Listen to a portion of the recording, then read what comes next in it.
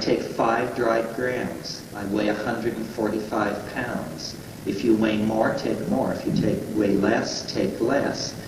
I take the mushrooms and then I sit.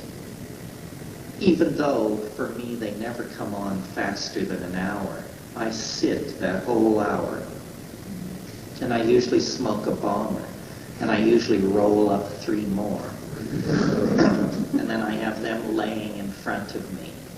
And then at about the hour and 20-minute mark, well, in the first hour, there are certain presentational symptoms, but they're trivial. Your nose runs. The psilocybin is causing that. That's real. That's a symptom. Your nose runs. Sometimes you have to go to the bathroom. Get all this taken care of in the first 45 minutes. Then sit there. Then for me, at about the hour and 20-minute mark, give or take, not more than 5 minutes, it begins what's called streaming. Streaming is when you close your eyes and there are after-image colored globs of stuff floating by, either colored mauve or chartreuse. It's pretty trivial. But you just watch. And part of what you have to train people to do is, it's weird, people don't know how to look at the back of their own eyelids. People don't know how to look at darkness. And so what I say is close your eyes, sit in darkness, and watch the back of your eyelids with the simple expectation that you might see something. You know, close your eyes and look. Well, then the streaming gives way to the first wave, which is usually pretty steep. I mean, I've had trips where I could see it coming toward me, you know, and it was 100 miles wide and 10 miles high, and it's just like a tidal wave, and you say, oh my God, you know, what have we done here? Raise this thing up, and it's just roaring toward you, and there's nothing you can do then, except I just say to it, you know, I'm yours, please don't hurt me. Please, for Christ's sake, don't hurt me. And it's like watching a thermonuclear explosion through about 30 feet of crystal clear glass. I mean, when I do it in California, I have the feeling that when the thing hits, everybody from Vancouver to Tijuana must have just had to crawl under their desk, because the idea that this is in your mind is inconceivable. I mean, it hits with the force of an asteroid impact or something like that. And then, you know, have you ever seen these things where when they set off an atom bomb, 500 meters from ground zero, they set up cameras, and then 1,000 meters, and then 1,500 meters, and as the explosion takes place, the first set of cameras gets a second and a half, and then they're vaporized, and the switches move back 500 meters to the next set of cameras. You get 3 seconds of film, and then those cameras are vaporized. Well, that's what it's like. It just keeps exploding the perceptor, and finally, you know, in a sense, you lose consciousness because you can't say what goes on. It's just so extraordinarily boundary dissolving that there's no there, and there's no you there to tell you about it. And then you begin to drift down through the layers, and it presents itself. And it can present itself all kinds of different ways. I remember one trip I had, I think it was this same trip, the 100 miles wide, 10 miles high thing. This wave came at me, and I barely had time to lay down.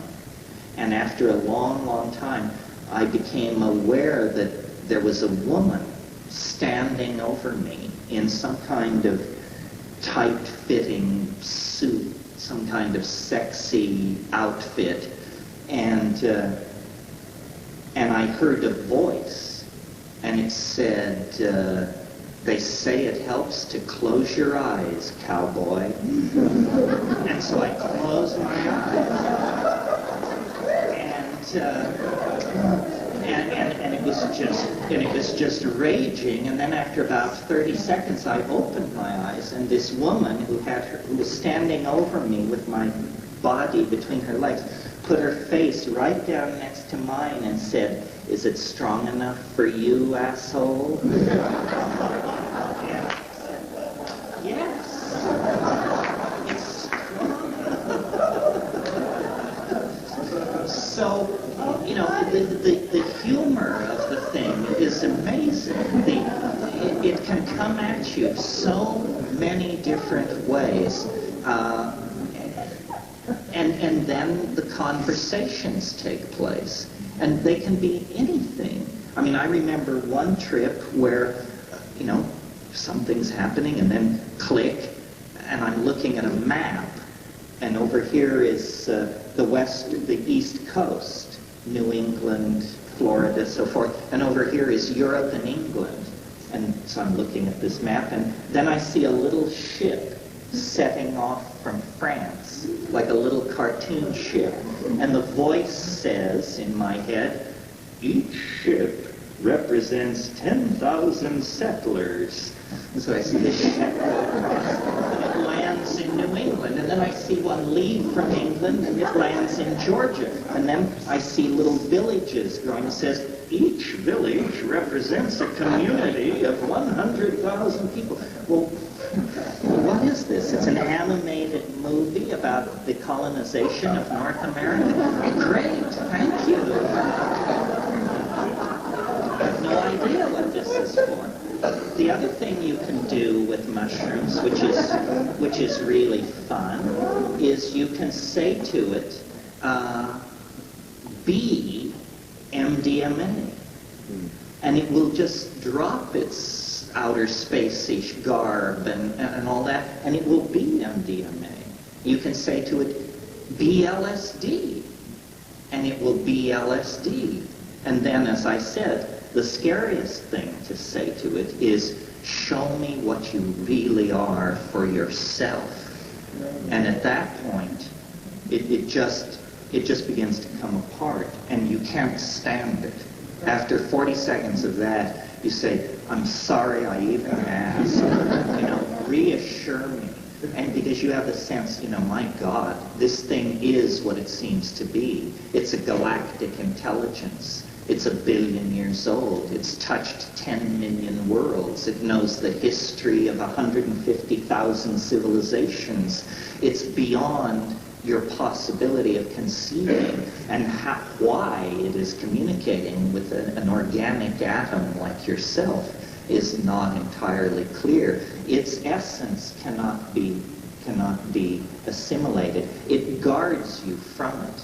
It protects you. And one thing I've always noticed about mushrooms is how incredibly kind it is to beginners.